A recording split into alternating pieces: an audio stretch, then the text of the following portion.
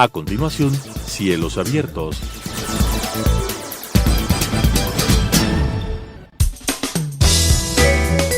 Clasificación B, bajo supervisión de un adulto.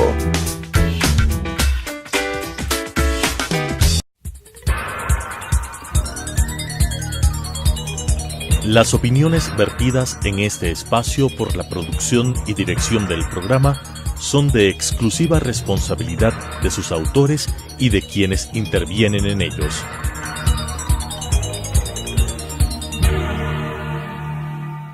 Telesucesos Canal 29 UHF presenta Cielos Abiertos, un programa relacionado con la conectividad aérea, la situación de la aviación en el Ecuador, los problemas y soluciones que se presentan en la industria, la historia y el futuro de la aviación, con la conducción del doctor Marco Subía. Cielos Abiertos. Bienvenidos a este nuevo programa de Cielos Abiertos. Como siempre, un espacio semanal dedicado a hablar de los temas que más nos gustan, de la aviación. En esta oportunidad tengo como una gran invitada a mi programa, una gran amiga, y me van a permitir las confianzas con María Verónica Arias, mi querida Vero. Somos compañeros desde hace muchos años de universidad, nos conocemos desde hace muchísimo tiempo. Actualmente Vero Arias está desempeñando las funciones de secretaria de Medio Ambiente del municipio de Quito. Y vamos a hablar de eso justamente, de el medio ambiente que tiene que ver con la aviación, con el aeropuerto y con las aerolíneas. Bienvenida, Vero, gracias por aceptar la invitación. Muchas gracias, Marco, qué gusto estar aquí compartiendo y sobre estos temas que me encantan porque de familia venimos de una trayectoria de la aviación, pero en este caso con el enfoque ambiental. Así es. Vero, en días pasados pude ver una nota de prensa en la que a través de... Me corrige si estoy diciendo algo equivocado, por favor. A través de un nuevo programa del municipio que es Quito Sostenible. Se había suscrito un convenio con Keyport para compensar la huella de carbono que deja el funcionamiento del aeropuerto. Cuéntanos un poquito de qué se trata esto, por qué Keyport y a qué industrias están dirigidas especialmente. Bueno, es importante mencionar que hay toda una política ambiental en el Distrito Metropolitano de Quito y que la visión al 2040 es justamente tratar de que la ciudad de Quito sea un carbono neutral. Es algo arduo y complicado, pero ahí está justamente el rol de las empresas y el rol de toda la ciudadanía. Nosotros hemos establecido como metas, primero, el tener una ciudad mucho más sostenible, más amigable con el ambiente. Y eso significa que hemos podido medir ya la huella ecológica, la huella hídrica y la huella de carbono que emite la ciudad. El 56% de emisiones de CO2 genera el transporte público. Y dentro de esas emisiones también genera obviamente lo que es infraestructura, aeropuertos y todo lo que estamos hablando en términos de emisiones. Así que el rol fundamental en este sentido es, primero, el primer paso, reducir nuestra huella de carbono, es decir, mejorar el transporte público, mejorar nuestro desempeño ambiental en todo lo que es generación de basura, utilizar menos los vehículos y evidentemente en el tema de aviación también es utilizar eventualmente menos el transporte aéreo. A veces es complicado, pero en ese desempeño, ¿cómo hacerlo mejor? Es decir, ¿cómo hacer que ese desempeño ambiental sea de mejor calidad y menos contaminante? Pero me vas a permitir que te vaya interrumpiendo. Claro. Acabas de decir una cosa muy importante, y es tratar de utilizar menos el transporte aéreo. Pero ¿cómo hacerlo? Porque si te pones a ver, o si nos ponemos a ver, el gobierno está impulsando más bien la conectividad aérea. Acaba de dictar una política de cielos abiertos en diciembre. Está apostándole mucho al turismo como fuente de ingresos para el país. Igual las exportaciones de flores. Quito es en este momento el tercer mercado más grande de carga de exportación en Latinoamérica, incluso más grande que Ciudad de México. Entonces todo eso se contrapone con esta posición o política que acabas de mencionar, de tratar de utilizar un poco menos el transporte aéreo. Ya. Entonces, ¿qué hacer en este caso, Vero? Y es muy válida tu preocupación y tu pregunta, porque no es no dejar o dejar de hacer algo, sino hacer bien las cosas. Y ese es el ejemplo justamente de Keyport, y por eso hemos suscrito este convenio. ¿Qué significa hacer bien las cosas? Significa que la industria debe desarrollarse, pero debe desarrollarse de una buena forma. Es decir, donde tengamos la posibilidad de ahorro en energía, de ahorro o mejorar el tema de manejo de residuos sólidos o el tema de ahorrar energía, eso significa reducir justamente el impacto ambiental, que es lo que ha hecho Keyport. En caso de que no haya como la posibilidad de reducir, ahí puedes compensar, ¿no? Es un principio ambiental, es decir, aquello impacto ambiental o aquellas emisiones que en este caso ya Keyport las midió, que no puede bajar y que son emisiones de un año, que son más o menos 5.500 toneladas de CO2, pueden compensar ¿en dónde? En mantener bosques, que aquí mismo en el Distrito Metropolitano tenemos. El 90% del territorio del Distrito Metropolitano tenemos páramos y bosques que podrían ser compensados. ¿En qué sentido? Cuando tú tienes un bosque bien conservado o una plantación en crecimiento, es donde más capturas CO2. Entonces, si por un lado emite CO2 por justamente el desempeño de las actividades comerciales, puedes tú compensar ese bosque o puedes plantar para capturar ese CO2 que estás emitiendo. Entonces, esa es la relación de justamente medir la huella de carbono, reducir y compensar aquello que no haya como. Entonces estamos hablando de que son cosas y políticas que no se contraponen, sino más bien que se complementan, y es nuevamente hacer bien las cosas. Ganamos todos, gana el ambiente, gana las personas y gana la empresa privada. ¿Por qué digo las personas? Porque en este caso, por ejemplo, Keyport, a través de la Secretaría de Ambiente, firma convenios con propietarios privados que quieren conservar ese bosque o que quieren plantar a 10 años. Hemos hecho las mediciones y la plantación de 4 fincas, por ejemplo, te darían la compensación de las 5.500 toneladas de CO2, y eso significa que un convenio a 10 años, Keyport por un año está pagándoles a aquellos propietarios que se benefician de ese ingreso económico, que plantan el bosque, producen además sosteniblemente, que puede ser café, cacao, manteniendo el bosque, son ingresos para la familia y además están manteniendo el bosque. Entonces es un ganar-ganar para todos. Definitivamente es absolutamente beneficioso, de lo que veo, para la ciudad, para el país y para todos los que vivimos en esta hermosa Quito. Pero acabas de decir que creo que la primera empresa que suscribió el convenio, el acuerdo con la secretaría que tú diriges, es Keyport. Pero ¿a quién está dirigida esta iniciativa? Te lo pregunto desde el punto de vista de aerolíneas. Tú sabes que las aerolíneas y los aeropuertos también, pero específicamente las aerolíneas, la aviación en general, es una de las actividades más reguladas en todo sentido, de impuestos, de seguridad, de ambiente, etcétera. Pero entonces, ¿qué hacer o cómo interesarles a las aerolíneas que están operando a Quito para que se adhieran a este proyecto de Quito Sostenible? ¿O cuáles son los requisitos y cuáles son los beneficios? ¿Qué ganan las aerolíneas con adherirse a esto, o cualquier otra compañía, pero especialmente en este programa vamos a hablar de aerolíneas adhiriéndose al proyecto que tú propones? Bueno, primero es importantísimo generar y concientizar que hay un marco mundial ya en este sentido. Acordémonos que tanto el Ecuador como los 195 países que son miembros de Naciones Unidas, casi todos ellos, excepto unos cuantos, entre esos de Estados Unidos, que ha sido muy cuestionado por aquello, no han suscrito el Acuerdo de París. El Acuerdo de París manda que todos los países justamente generen compromisos que se llaman compromisos nacionales de cómo van a reducir sus emisiones.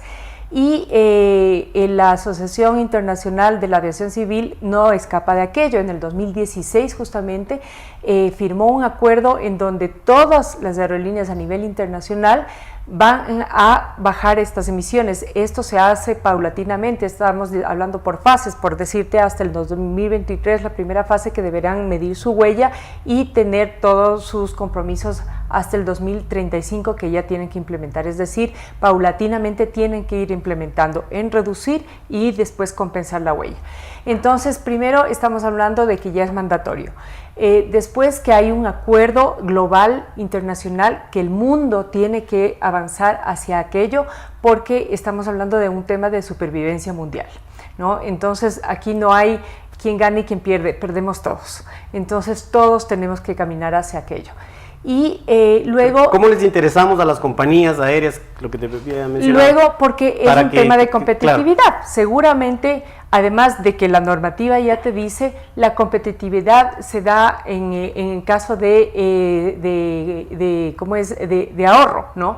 Hemos medido y hemos visto en todas las empresas que son mucho más sostenibles, que hay un ahorro cuantitativo y cualitativo en sus recursos y en sus ingresos, porque en vez de estar teniendo sanciones o emitiendo un montón de CO2, etcétera, etcétera, en el ahorro en la cadena productiva, ya tienes un montón de ahorros económicos, ¿no? Y beneficios sociales, ambientales en la sumatoria de todo. Entonces, esa competitividad definitivamente se va a hacer mundial. Todas las exigencias están dándote esa directriz. Entonces, lo que hablábamos, por ejemplo, con el gerente de Keyport, lo que nos decía es, nosotros somos pioneros, eso significa que vamos a tener certificado, eso significa que vamos a ser son muy ambiciosos porque además quieren ser carbono neutral. Eso es casi que todo lo que emite está compensando. Es súper ambicioso y además genera un liderazgo. Ya con el gerente habíamos acordado en dar charlas en los gremios a nivel nacional e internacional para decir, miren, nosotros lo estamos haciendo, eso nos ha beneficiado, somos más competitivos y además tenemos certificado. El certificado LEED, que es el certificado ecológico de la construcción del aeropuerto de Galápagos, igualmente hace 2 semanas sacó el certificado de carbono neutral. Entonces estamos poniéndonos en la palestra como aeropuertos de avanzada, de primera categoría y que además lideramos a nivel mundial en los compromisos ambientales y de responsabilidad social que tiene los aeropuertos. Entonces seguro este tipo de temas van a ayudar muchísimo en la competitividad y que ganen, pues como hemos ganado aquí en Quito, muchísimos de los galardones internacionales como aeropuerto y como ciudad, ¿no? Acabas de mencionar que el aeropuerto de Quito quiere o tiene planes muy ambiciosos respecto al tema medioambiental.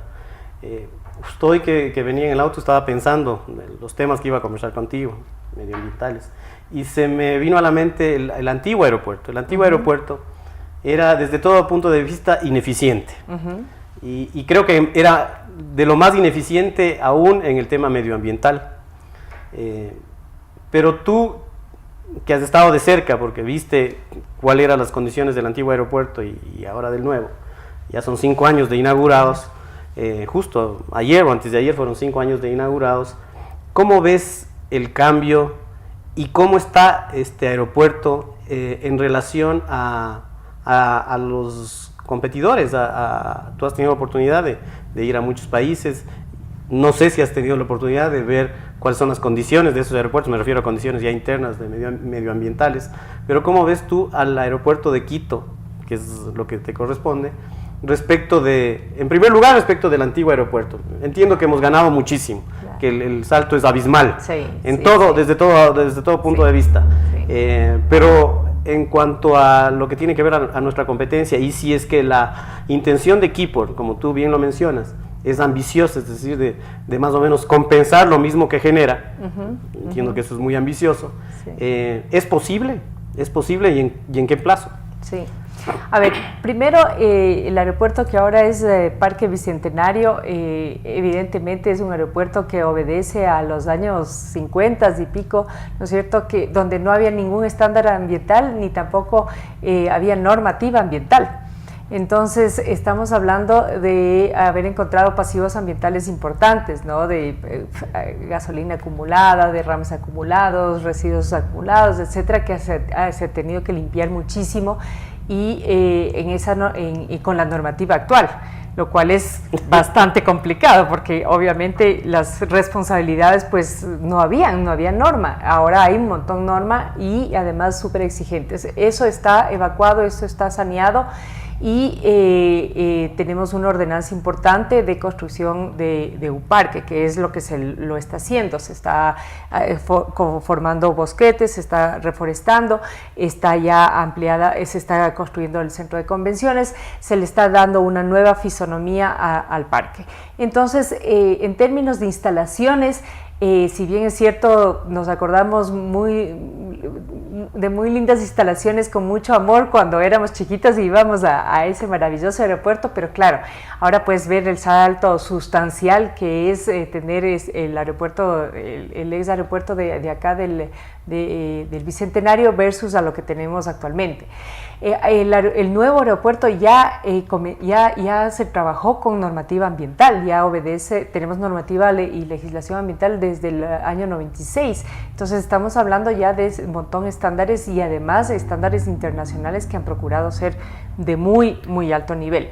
Y tú te das cuenta de eso, ¿no? En la operación del propio aeropuerto, tú te puedes dar cuenta en un montón de aristas, ¿no? De seguridad, en términos de logística, que cada vez está mejor, en términos de parqueaderos, del ingreso de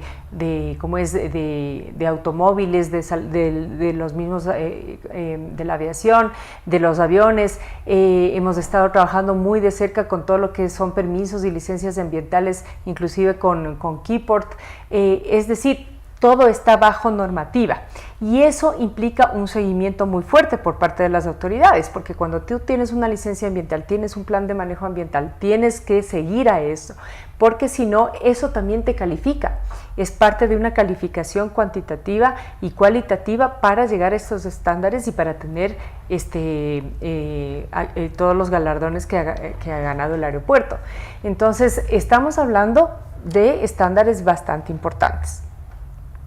Eso te hace un paso más allá que el resto, digamos así.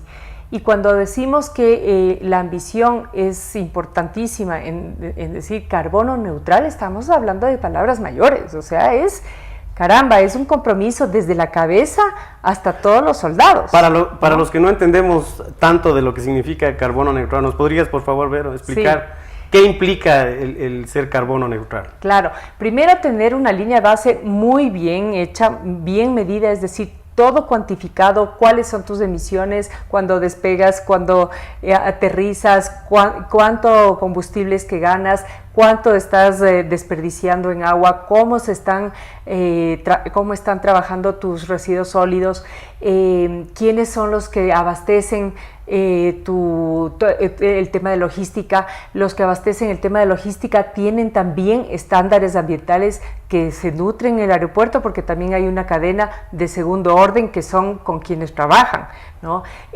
Tus gasolineras están calificadas, certificadas, no tienen derrame de hidrocarburos, etcétera. Estaríamos hablando, por ejemplo, de cooperativa de taxis. Estamos hablando con el gerente a ver si es que los taxis inclusive podemos plantearles de una renovación de la flota que sean eléctricos. Imagínate, o sea, cosas, porque todo eso suma a tus emisiones. Entonces, si quieres lograr en el corto tiempo, porque creo que ellos mencionaron para el 2030 puede ser, si no me equivoco, ya quieren ser carbono neutral, todo eso tiene que estar casi primero medido y después controlado, y después que esas emisiones que tengas sean compensadas para tener ya un equivalente de 0,0. Yo produzco esto, pero capturo esto. Entonces tienes un carbono neutral, es decir, eres inocuo al ambiente si se quiere. Esa es una meta muy ambiciosa, pero en la línea que están yendo, yo creo que lo pueden lograr. Bueno, Galápagos tiene. Tú mencionas que para ser carbono neutral, el aeropuerto de Quito se ha fijado como meta 2030. Pero para eso depende de otras voluntades, de lo que te acabo de entender, la cooperativa de taxis, las mismas aerolíneas. Las aerolíneas, o sea, pondrán aviones más eficientes de acuerdo a lo que vayan sacando los fabricantes mundiales de aviones, pero el avión quema combustible, necesita lubricantes, es un contaminante en potencia, al igual que los autos, al igual que las fábricas, pero es un contaminante que, si bien sus emisiones se han ido reduciendo con el tiempo, cada vez son más eficientes, pero contamina. ¿Cómo lograr, Vero, que el aeropuerto llegue a ser carbono neutral? Si tiene voluntades que dependen de otros, de la operación aérea, de los taxis. Entiendo que la basura que se recicla es un tanto ya responsabilidad de Keyport, pero también tiene aguas servidas, tiene una serie de cosas que es muy difícil de controlar. ¿Cómo lograr entonces esa meta tan ambiciosa? Ojalá la logren en el 2030, ojalá antes, creo que es beneficioso para todos, pero ¿cómo lograr algo tan complicado si depende de voluntades externas? Bueno, fíjate que la OASI lo que ha mencionado es inclusive que se están haciendo estudios para ver cómo en términos de combustible se puede mejorar. Es lo mismo que en el transporte, ¿no? Si estamos hablando de un transporte público que tiene un montón de categorías y la calidad de combustible no nos da para mejorar la tecnología y estamos todavía con lo que llamamos Euro 2 o Euro 3 y no podemos avanzar como en Europa hasta 4, 5, 6, ya con nuevas, por la calidad de combustible, lo que tiene que hacer el gobierno nacional es mejorar la calidad de combustible para así mejorar, ¿no es cierto?, las tecnologías o de una vez hacer el salto cuantitativo de ir a eléctricos. Lo mismo pasa en este caso. Hay un consenso internacional, ¿no es cierto?, de mejorar la calidad de combustible para que haya menos emisiones o como va avanzando la tecnología, qué tipo de otros combustibles podrían estar pensando ya que te genere muchas menos emisiones. Eso por un punto. El segundo punto es, depende cómo certifiques el carbono neutral. Si vas a certificar una parte del aeropuerto, la logística completa del aeropuerto, y lo cual intervienen más allá o voluntades de terceros, o qué es lo que específicamente vas a certificar. Entonces ahí viene justamente tu pregunta, ¿no? Si es que está dentro de tu ámbito de aplicación, tú lo puedes hacer y certificar eso, porque está bajo tu voluntad y tú lo puedes controlar. Si es que quieres certificar aquellas cadenas de valor que también puedes controlar o influir, porque de lo que se trata es de influir, de que tu proveedor también tenga buenas prácticas ambientales y así certificas toda la cadena de valor. Entonces puedes ir avanzando poco a poco. Es igualito como algunas otras empresas o otros bancos que se han certificado y que en su cadena de valor de los proveedores son, por ejemplo, landfill free. O sea, tenemos empresas acá que han certificado ya landfill free porque no producen ni un residuo, todos reciclan, el agua reciclan, y tenemos empresas aquí en Quito de estas y que no generan ni un residuo, ¿no? Y si generan, simplemente lo reciclan todo, entonces se vuelven economía circular, que es lo que llamamos técnicamente, porque todo se recicla. Entonces sí hay ya empresas pioneras que lo pueden hacer y depende qué es lo que quieres certificar.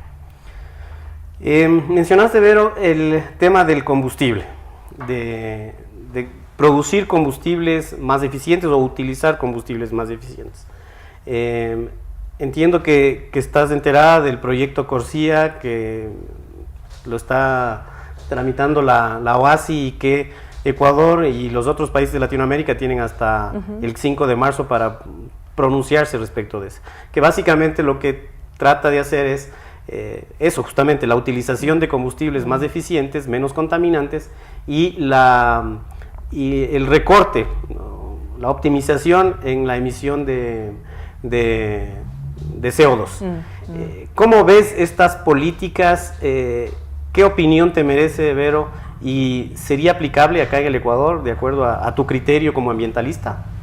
A ver, yo creo que todas estas medidas son muy buenas como políticas y tiene que irse haciendo por fases. Entiendo que el CORSIA tiene además por etapas y por países. Los países menos industrializados, digamos así, o países isleños o que no cuentan con mayor flota de aviación, no es que están exentos, pero tienen un recargo menor o tienen una imposición menor para llegar a esos estándares. Entonces creo que ahí hay que ver el Ecuador en qué fase está o cuál es lo que nos corresponde hacer.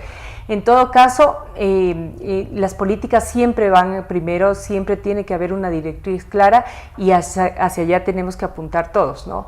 Entonces, en ese caso, el Ecuador también tendrá que ver cómo suscribe y en los acuerdos en los que se mete para ver si es que podemos cumplir o no, porque además dependemos justamente si es que se produce acá la gasolina y si aquí se produce el combustible y si vamos a poder tener el nivel de calidad de combustible que se requiere para firmar uno de estos acuerdos, si es que no se lo ha firmado o en qué condiciones se ha firmado, o internacionalmente, que muchas veces desde donde se carga el combustible también. Entonces, homologar esas normas también es algo complejo. Vero, muchísimas gracias, se nos acabó el tiempo, un placer haber contado con tu presencia acá. Como anécdota les cuento que Vero viene de una familia de aviadores, dueños de, los que tienen un poquito más de años se recordarán, la compañía Aria. El padre de Vero era fundador y dueño junto con sus tíos de Aria, así que ha sido un placer tenerte acá, Vero, a alguien que viene de una familia de aviadores, fundadores de las compañías aéreas acá en el país y sobre todo hablando de temas de la aviación, que si bien no es lo tuyo, pero lo hicimos con el medio ambiente, lo llevas en la sangre. Lo llevo en el corazón y en la sangre. Muchas gracias, amigos televidentes, por acompañarnos. Recuerden seguirnos a través de nuestra cuenta de Twitter, @cielosaviar. Las opiniones vertidas en este espacio por la producción y dirección del programa son de exclusiva responsabilidad de sus autores y de quienes intervienen en ellos.